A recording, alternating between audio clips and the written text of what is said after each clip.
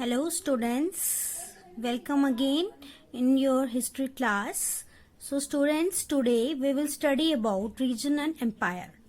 So region यानी कि जगह, empire मतलब rulers के शासन, ठीक है. Large state like Cholas, Tughlaqs और Mughals encompassed many regions. तो बहुत सारी जगह पे क्या हुआ 700 से 1750 तक के इयर्स में क्या हुआ कि जो चोलास थे, तुगलक थे, मुगल्स थे, इन सब ने इन रीजन्स पे क्या कर लिया था, कंट्रोल कर लिया था, कवर कर लिया था. ठीक है, कैसे कर लिया था, जैसे कि आपको कैसे पता चलता है कि इन सब लोगों ने क्या किया था, बहुत सारे जगहों पर क्या किया था, अपना कब्जा किया था, इनका डंका बजता था, हर जगह पर इनका जो है रूल था. ठीक है, ये ऐसा नहीं कि सब इकट्ठे आ गए वन बाय वन. ठीक है, जैसे चोलास थे तो ये जो है इन साउथ के पार्ट में, इंडिया के जो साउथ पार्ट में है वहां पर इनका एम्पायर था. तुगलक्स का दिल्ली में एम्पायर था. फिर मुगल्स जो थे, तो मुगल्स के बारे में जब आप धीरे धीरे पढ़ोगे तो मुगल्स के बारे में आपको पता चलेगा कि मुगल्स जो थे वो आधे से ज्यादा इंडिया पे कब्जा किया था उन्होंने, मुगल्स ने. तो मुगल्स जो है सिर्फ साउथ के पार्ट में नहीं कब्जा कर पाए थे, लेकिन बाकी पूरे इंडिया में, इंडिया के बाहर अफगानिस्तान वगैरह जो अभी इंडिया के पार्ट नहीं है वहां पर भी उनका कब्जा था. ठीक है, एग्जाम्पल से समझते हैं कि कैसे हमें पता चलता है. ठीक है, अ संस्कृत प्रशासनी प्रेजिंग द दिल्ली सुल्तान जियासुद्दीन बलबन. अब इल्तुतमिश के बाद, सुल्तान इल्तुतमिश के बाद आए थे जियासुद्दीन बलबन. ठीक है, जो इंडिया पे जो है उन्होंने कब्जा किया था. ठीक है, तो अभी ये सब एम्पायर्स के नाम आपको सुनने में अजीब लग रहा होगा, लेकिन वन बाय वन हम नेक्स्ट आगे एक चैप्टर्स में पढ़ेंगे इनके बारे में पूरा कंप्लीट, कि चोलास कैसे जो है इमर्ज हुए, तुगलक्स कैसे हुए, मुगल्स कैसे हुए.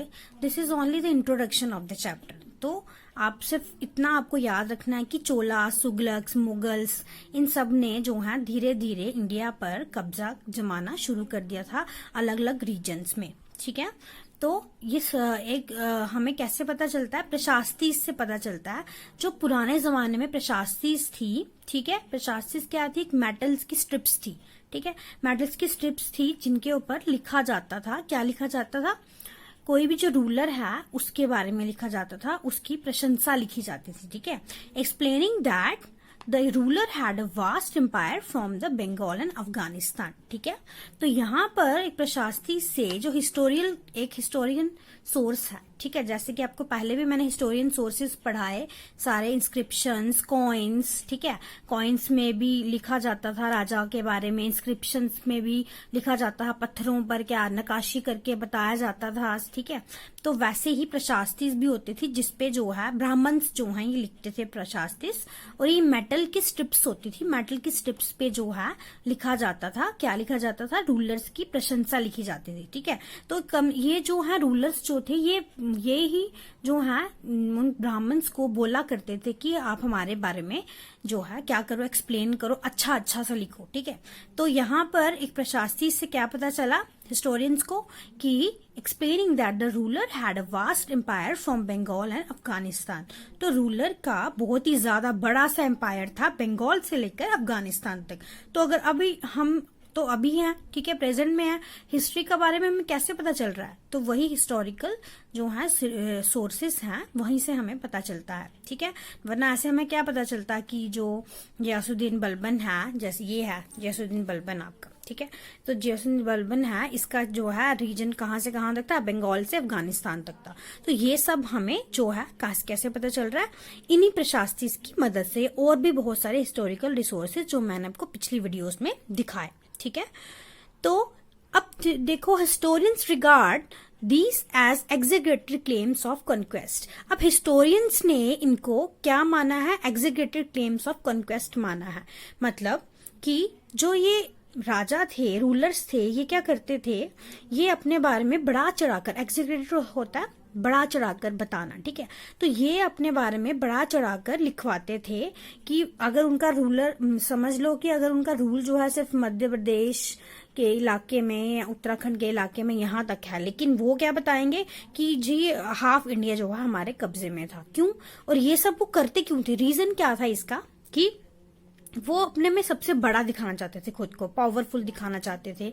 वो ये कहते थे कि अब देखो प्रशासिस पे लिखा गया है, मेटल्स पे, तो आज के 1000 साल बाद भी ये प्रिजर्व करके रखा जाएगा इनको, तो आगे के आने वाले लोग भी हम इनके बारे में पढ़ेंगे और उनको पता चलेगा कि हाँ भाई एक गियासुद्दीन बलबन था जिसका इतना बड़ा एम्पायर था, फुल्ली जो है बहुत बड़ा एम्पायर था।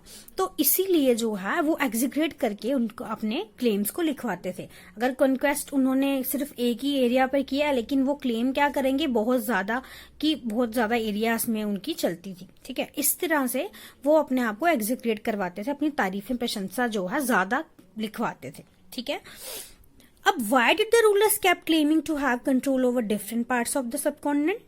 यही मैंने आपको समझाया कि वो इंडिया के उस सब कॉन्टिनेंट के आगे पीछे क्यों बता रहे हैं कि हमारा रूल जो है यहां से यहां तक क्या ज्यादातर है, जो सच भी नहीं है। इसलिए क्योंकि वो अपने आप को क्या दिखाना चाहते थे, बड़ा दिखाना चाहते थे कि हम जो हैं बहुत पावरफुल हैं और आने वाली जनरेशन जो है जब भी हमारे बारे में पढ़ेगी तो उनको अच्छा लगना चाहिए, अट्रैक्ट होना चाहिए, इसलिए वो ये सब लिखते थे। ठीक है, अब उनको तो ये पता नहीं था कि हिस्टोरियन जो हैं आर्कियोलॉजिकल वे में या और बहुत सारी चीजें जो हैं पता लगाएंगे जब, तो उनको पता चल जाएगा कि हिस्टोरियंस ने जैसे कि उनको क्लेम कर दिया कि उनकी कॉन्क्वेस्ट जो थी झूठी थी, वो झूठ लिखते थे। आधा जो है उसमें झूठ लिखा जाता था ताकि राजा की प्रशंसा हो और प्रजा उसको क्या समझे, अच्छा समझे।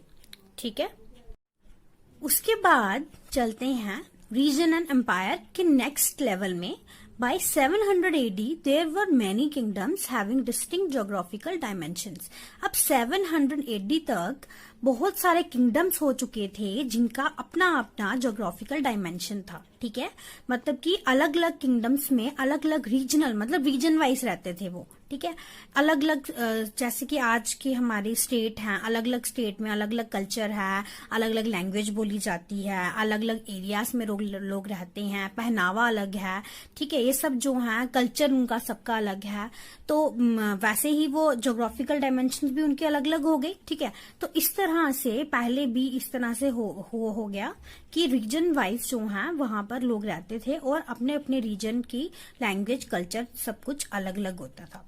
लेकिन क्या होता था ओकेजनली, मतलब कभी कभार क्या होता था कि बहुत डायनेस्टीज, बहुत सारी डायनेस्टीज जैसे चोलास, खिलजीज, तुगलक्स, मुगल्स, ठीक है, ये सब जो हैं ये जो है वो हो गए अपने आप में।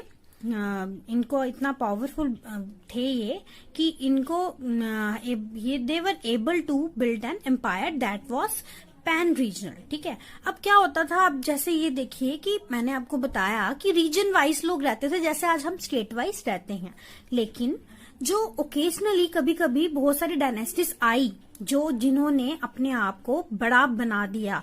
बड़ा बनाना कैसे, इन द सेंस कैसे बनाएंगे वो कि अगर वो हमला कर रहे हैं साउथ इंडिया पे, तो अगर वहां पर जो भी लोग रहते होंगे अपना रीजन वाइज रहते होंगे तो वो जो है वो क्या करेंगे, वहां से जो है अगर वो समझ लो कि वो तमिलनाडु में जो है रहते हैं लेकिन उनको चाहिए अपने एम्पायर को बड़ा करना है, तो वो क्या करेंगे अपने आगे पीछे की नेबरिंग कंट्री स्टेट्स में कब्जा करने की कोशिश करेंगे, वहां पर हमला करेंगे, उस राजा को हरा कर वो वाली जगह भी क्या करेंगे अपने अंडर कर लेंगे। ठीक है, तो इस तरह से वो क्या बन जाते थे, बड़ी बड़ी डायनेस्टीज बन जाती थी उनकी। ठीक है, इस तरह से तो वो जो है धीरे धीरे क्या हो गया, पैन रीजनल में कन्वर्ट हो गए। पैन रीजन मतलब होल इंडिया, पूरे ज्यादा से ज्यादा एरिया। ठीक है, उसी को पैन रीजन बोलते हैं, इंक्लूडिंग डाइवर्स रीजन। लिखा भी है मैंने कि डाइवर्स, बहुत ही ज्यादा रीजन जो है इंक्लूड होता है उसमें।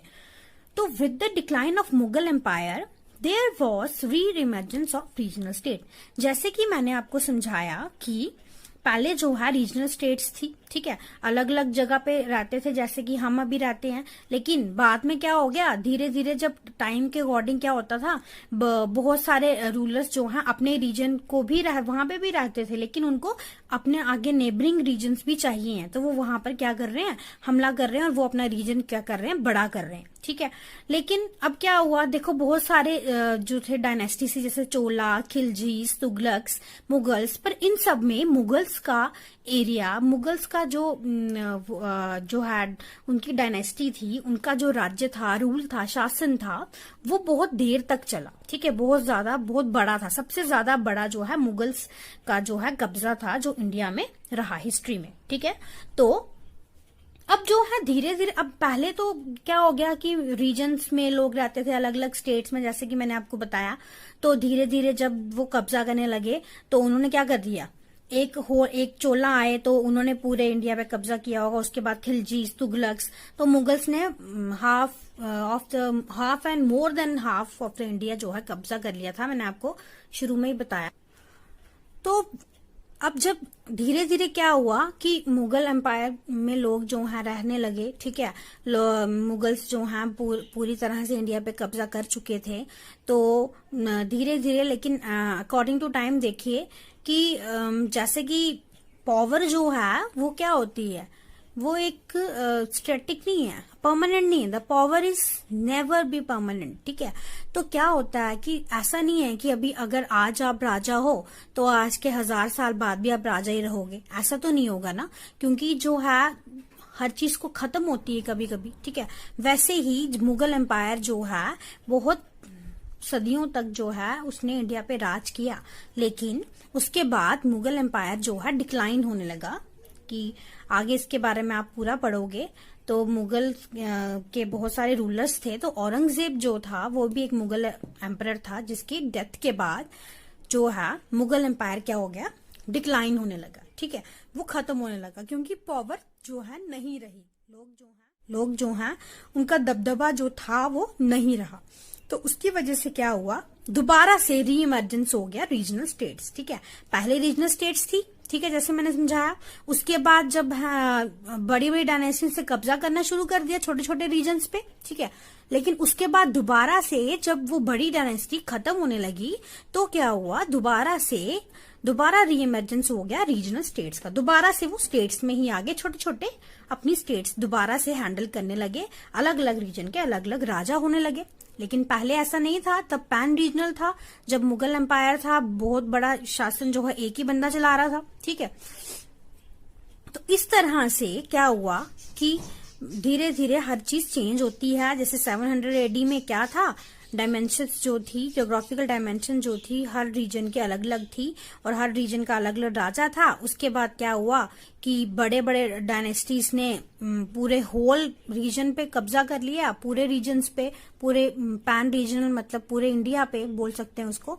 उसके बाद धीरे धीरे दोबारा से जब वो डायनेस्टीज कमजोर होने लगी तो लोगों को मौका मिल गया कि अब हम अपना अलग अलग किंगडम बना लेते हैं, क्योंकि अब हमारे ऊपर एक ऐसा राजा नहीं है पावरफुल जो क्या करेगा, हम पे कब्जा करेगा। तो इस हिसाब से क्या हो गया, रीजन जो है दोबारा से क्या हो गए, री इमर्ज हो गए। ठीक है, लेकिन अब ये बात आती है कि but the years of imperial pan regional rule had altered the character of regional empire. लेकिन कैसे, ठीक है, अब इसका मतलब क्या है कि अब इंपीरियल पैन रीजनल रूल मतलब कि जिस शासक ने पैन रीजनल रूल चलाया था, मतलब पूरे इंडिया पे जिस शासक ने जो है रूल चलाया था, उनके कैरेक्टरिस्टिक्स, थोड़े थोड़े ट्रेड्स जो हैं वो छूटे नहीं थे अभी तक। ठीक है, वो रीजनल एम्पायर पे भी वैसे के वैसे चलते थे। ठीक है, मतलब कि उन्होंने अपनी परंपरा नहीं छोड़ी। ठीक है, वो जब एक गुलामी में रहते थे, जब एक बड़े राजा के अंडर काम करते थे तो भी वो वैसे ही काम करते थे। लेकिन अब जब अपने अपने रीजन्स में आ गए, अपने अपने स्टेट में वो आ गए, लेकिन फिर भी वो पुरानी परंपराओं को लेके चल रहे हैं जिस तरह से वो पहले चलते थे जब उनका सिर्फ एक ही रूलर था। ठीक है, इस तरह से चलते थे। क्योंकि कैसे पता चलता है, क्योंकि adoption of style of governance, मतलब जैसा गवर्नेंस का स्टाइल उनका कहाँ होता था, पैन रीजन में होता था, जब पूरे इंडिया का एक ही शासक था तब में, और अब में, मतलब तब कि रीजनल एम्पायर में भी कोई फर्क नहीं था। पैन रीजनल एम्पायर और अपने अपने रीजनल स्टेट्स की एम्पायर में कोई भी फर्क नहीं था। सेम स्टाइल से वो गवर्न करते थे चीजों को। ठीक है, इकोनॉमी की मैनेजमेंट भी सेम स्टाइल से करते थे।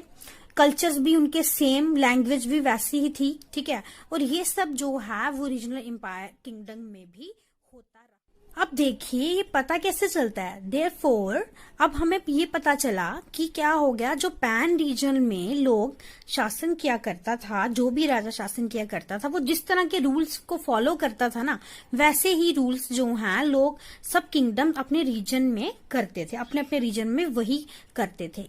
इन सब से हमें क्या पता चला, therefore we can say that, क्या कंक्लूड करेंगे हम इससे कि that character of different regions, अलग अलग रीजन्स के कैरेक्टर जो थे वो ग्रू तो हुए, ठीक है, धीरे धीरे वो जो है पनप रहे हैं, बढ़ रहे हैं, अपने आप को बढ़ा रहे हैं, लेकिन अकेले नहीं थे, आइसोलेशन में नहीं थे, ठीक है। ऐसा नहीं है कि अपने अपने राज से वो चला रहे, नहीं, उन्होंने अपना पिछला ही जो पैन रीजनल में किंग्स किया करते थे ना, वही जो है उन्हीं रूल्स को वो भी फॉलो करते थे, ना कि कोई अपना अपना अलग रीजन का अपना जो है रूल्स रेगुलेशन उनको फॉलो करने पड़ते थे, क्योंकि उनको आदत हो चुकी थी कि वो क्या करें, वहीं पे जो है रहेंगे। जैसे कि एग्जाम्पल ले लीजिए, जैसे कुछ आप में से बच्चे होंगे जो ये बोलते होंगे कि भाई हम फोन नहीं यूज करते हैं, ठीक है, हम कोई गेम नहीं खेलते हैं, तो लेकिन ऐसा नहीं है कि आपको उन गेम्स के बारे में पता नहीं है, या ऐसा नहीं है कि आप उन गेम्स को खेलना नहीं जानते हो या वो फोन चलाना नहीं जानते हो, बस इतना है कि आप वो यूज नहीं कर रहे हो, लेकिन आपको पता है उसके बारे में, क्योंकि आपने कभी कभार वो फोन लिया, आप उसको यूज किया, लेकिन आपको अब उसमें कोई इंटरेस्ट नहीं है, आप वो काम नहीं कर रहे हो, ठीक है। लेकिन वही यहाँ पे मतलब है कि अगर पहले वो पैन रीजनल में रहते थे लोग, ठीक है, तो जो है अब वो नहीं रहते हैं, अब वो रीजनल में रहते हैं, रीजनल किंगडम में रहते हैं, लेकिन अब वो भूले तो नहीं है ना कि वहां के कैसे रूल्स थे, तो इसलिए उन रूल्स को वो अपने भी किंगडम में क्या करते थे, फॉलो करते थे, ठीक है। तो इसीलिए therefore we can say that character of different regions did not grow in isolation, और इनके जो भी कैरेक्टर्स हैं वो अकेले अपने आप में नहीं ग्रू हो गए हैं, वो सब कुछ उन्होंने अपना पिछला पैन रीजनल के किंगडम के रूल्स रेगुलेशन ही फॉलो करके अपने रीजन को और ज्यादा स्ट्रॉन्ग किया। ओके, तो यहाँ पर हमारा जो है ये वाला लेक्चर खत्म होता है, ये टॉपिक खत्म होता है। नेक्स्ट टॉपिक में हम पढ़ेंगे रिलीजन के बारे में, नए नए रिलीजन्स जो है आए उनके बारे में, न्यू रिलीजन्स के बारे में पढ़ेंगे। So thank you students.